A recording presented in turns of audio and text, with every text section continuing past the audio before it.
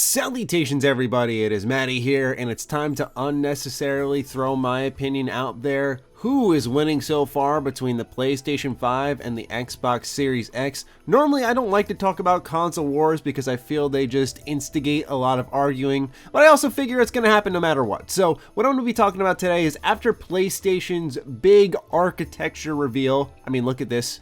You know what this means? I sure don't. Maybe you'll be sending us a video of your ears and your head. And Xbox revealing the specs for the Xbox Series X within the last week. I want to talk about where both these companies lie right now, and if they're both doing a good job as they slowly roll out details for their new console. So as far as it's been concerned for Xbox, they've been delivering a lot of information over the last number of months, starting back at the Game Awards 2019, where they not only unveiled the Xbox Series X, a concept of what it looked like, but they also accompanied it by a game announcement, which was Hellblade 2: Senua's Saga. And I was actually quite excited about that because Hellblade: Senua's Sacrifice was an excellent game, and to see Microsoft dump some more money into that series and hopefully it gets bigger and better was a really exciting premise. But point being is that at least Microsoft's talked to some degree about games. But ever since then, it's been a slow drip feed of news talking about the likes of smart delivery, full-on specs list, but it's always been reserved for the Xbox Wire. It's an article.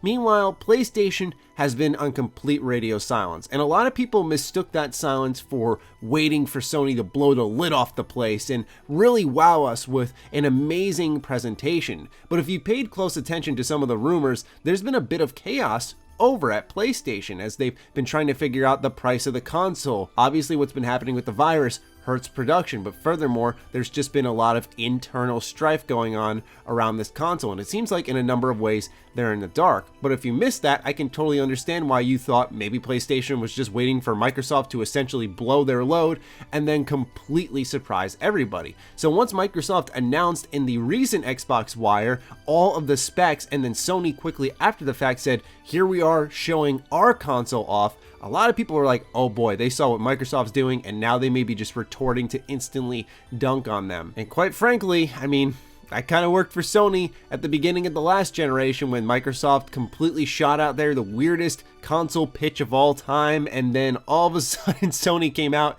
and pretty much maintained the used games policy and focused on a physical media and essentially closed the door on Microsoft at the start of the generation. Now, I feel a lot of people's disappointment with the PlayStation 5 demonstration boils down to expectations. If you look at the verbiage from PlayStation, I don't think there was remotely any hype being built up by Sony specifically. They said tomorrow at 9 a.m. Pacific time, PS5 lead system architect Mark Cerny will provide a deep dive into PS5's system architecture and how it will shape the future of games.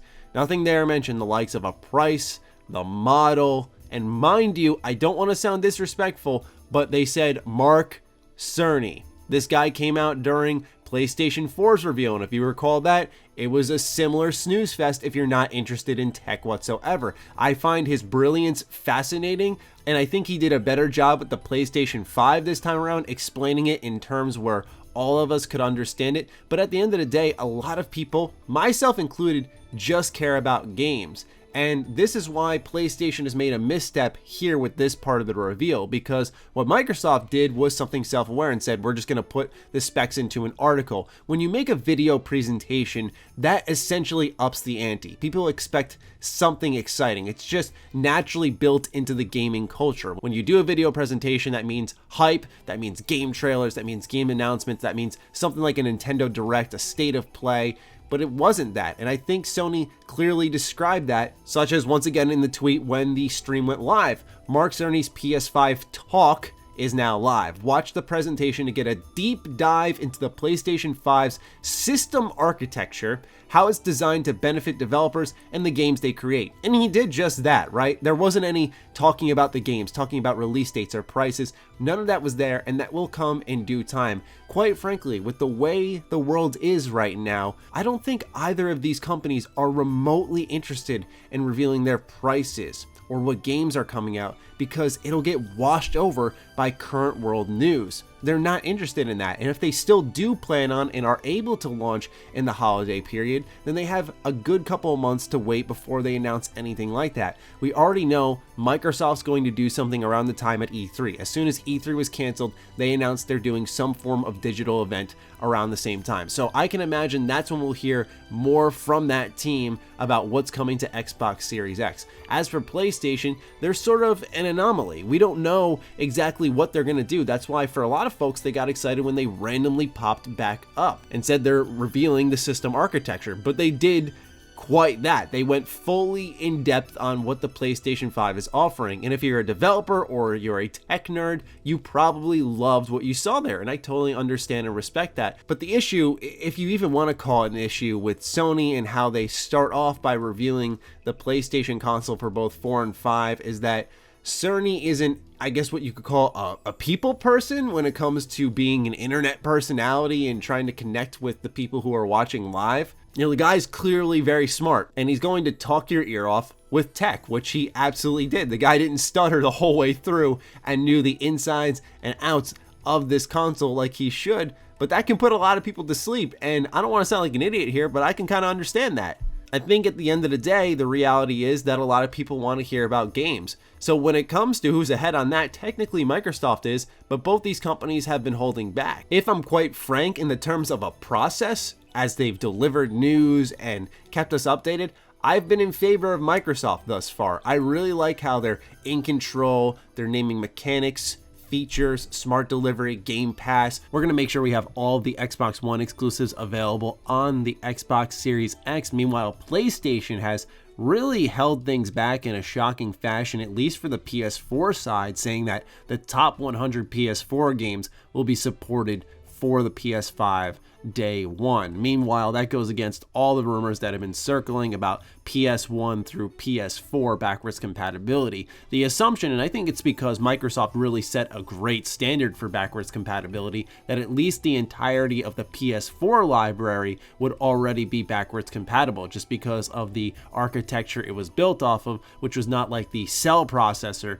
which was with the PS3, where that was a little bit harder to emulate and get working on current technology. That made a little more sense, and people are accepting of that with Sony, but now even the PlayStation 4 games entirely may not play on PS5, which I think is a little shocking given how much Microsoft's built up Steam and built almost a program off of backwards compatibility. Granted, Xbox has way less enticing exclusives, even though there are some good ones. I still think that overall Xbox is handling this transition a lot better than PlayStation. PlayStation's doing a wait and see approach, but it seemed like lack of self-awareness, lack of awareness in the industry, because the rumor was originally a PlayStation 5 reveal event entirely in February, and then it gets pushed back to GDC, and it turns out it's a tech talk, and that tech talk's now streamed live, and people find it boring. So not the prettiest start for PlayStation, but I also don't think it's the end of the world, right? It's PlayStation. At the end of the day, PlayStation needs to know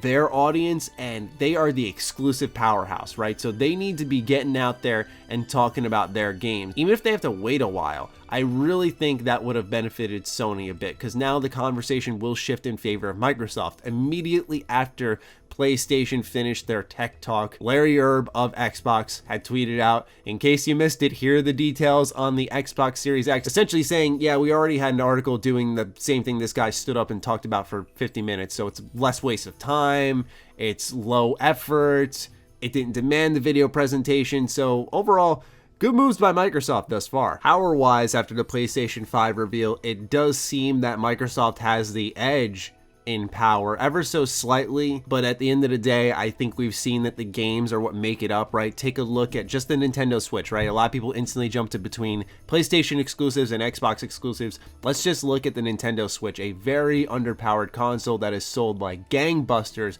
because of its incredible game library. What I'd really like to see from these companies, though, is start talking about how these systems power the new upcoming games. A lot of times it's talking about how quickly you can load your now PS4 games. You know, think of how long it takes for a subway ride in Spider-Man PS4, which I never thought was that bad in the first place, but now it's instantaneous. It's in a flash, and it's like, okay, that's cool and all, but what about the new games coming out that are only possible on this console? What does that have to do with your system? Why are we investing in this new system? Because if I'm just going to play PS4 games or I'm going to play Xbox One games, I'm just going to stay back a console, right? I'm not going to spend $500 likely dollars on these systems if you're just going to tell me how they're going to play the older games. I care about the newer games, and I think both companies need to catch up with that message sooner rather than later. And the reason I avoid console discussions is because a lot of the sticking points in conversations, like my critique right there about, hey, talk about PS5 games, talk about Xbox Series X games, all of the sticking points are really just a matter of time of being invalidated. Because once they start showing the games, the conversation shifts to, is this game good looking? Is this game bad looking? And so on and so forth. But yeah, guys, I'm pretty sure that was just a canceled GDC presentation, and so we were on the receiving end of it. I'd love to hear what you all think between the Xbox Series X and the PlayStation 5. Who's leading the race? Are you happy with where both companies are at? Personally, I think there's room for improvement on both ends, but I really like where Microsoft's currently at with its drip feed of information and game talk, and I'd love to see more from them. Fingers crossed for Fable 4. I'll talk with all of you soon. Fire away in the comments down below. Other than that, follow me on Twitter, follow me on Instagram. Those links are in the description down below. Big thank you to all the patrons who continue to support all the content I create here. Talk with all of you soon. Stay sexy, stay active. I love you all. Peace.